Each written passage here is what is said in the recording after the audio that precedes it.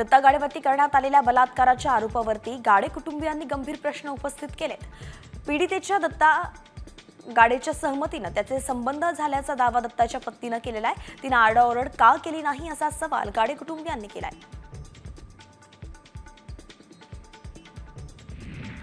पुणे स्वारगेट बस स्थानकावरती झालेल्या बलात्कार प्रकरणात रुपाली ठोंबरे यांनी या प्रकरणावरती मोठा दावा केलाय।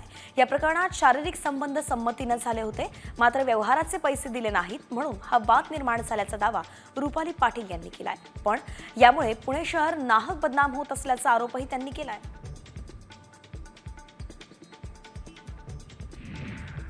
राज्यात दररोज सरासरी 20 लाख महिला लालपरीतून प्रवास करतात। त्यातून सरकारकडून महामंडळाला वार्षिक 3,000 कोटी रुपये मिळतात।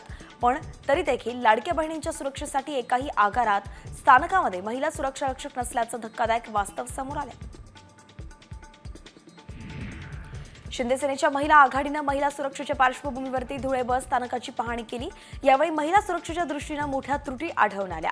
याबाबत आगार प्रमुखांना भेटून उपाययोजना करण्याची मागणी सुद्धा केली आहे। पुणे बलात्काराच्या घटनेनंतर बस आगारातील सुरक्षा व्यवस्थेवरती आता एकंदरीतच प्रश्नचिन्ह उपस्थित केलं जात आहे।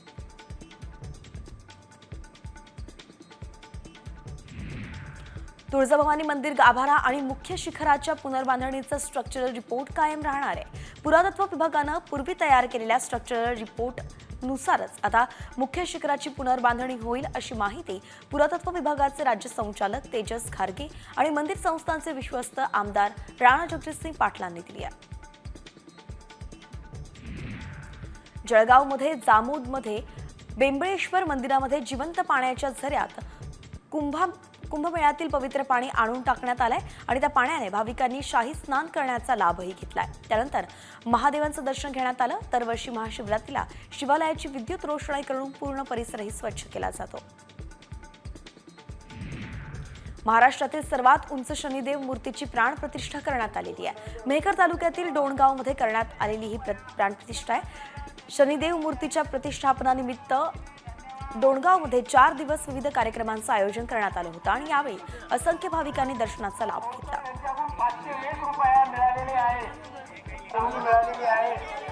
धन्यवाद राजू भाऊ आवटी कृपा शनी मंदिराला देणगी प्राप्त झालेली आहे। त्यांचे मंडळाच्या वतीने